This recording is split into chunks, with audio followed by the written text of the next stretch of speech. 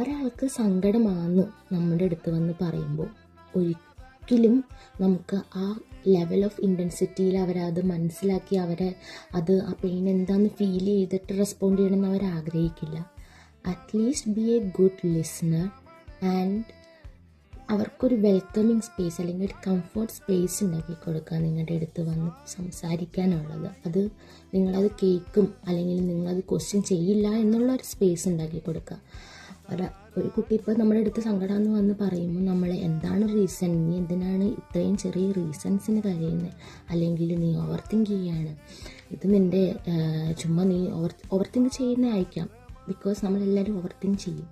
പക്ഷേ അത് അവർക്ക് ഹേർട്ട് ചെയ്യുന്നുണ്ടെങ്കിൽ അത് ഹേർട്ട് ചെയ്തിട്ടുണ്ടെങ്കിൽ അതുകൊണ്ട് തന്നെയാണ് നമ്മുടെ അടുത്ത് ഷെയർ ചെയ്യുന്നത്. So don't judge.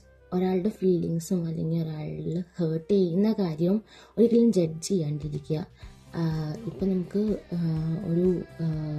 അത് നമുക്ക് മനസ്സിലാക്കി ആ ഇൻറ്റൻസിറ്റിയിൽ പെരുമാറാൻ പറ്റിയില്ലെങ്കിൽ കുഴപ്പമില്ല. At least be a good listener and judge ചെയ്യാണ്ടിരിക്കുക. അതവർക്ക് പെയിൻഫുള്ളായിട്ടാണ് അവർ നമ്മുടെ അടുത്ത് ഷെയർ ചെയ്യുന്നത്. സോ അപ്പോൾ അത്രേ ഉള്ളൂ. Bye bye.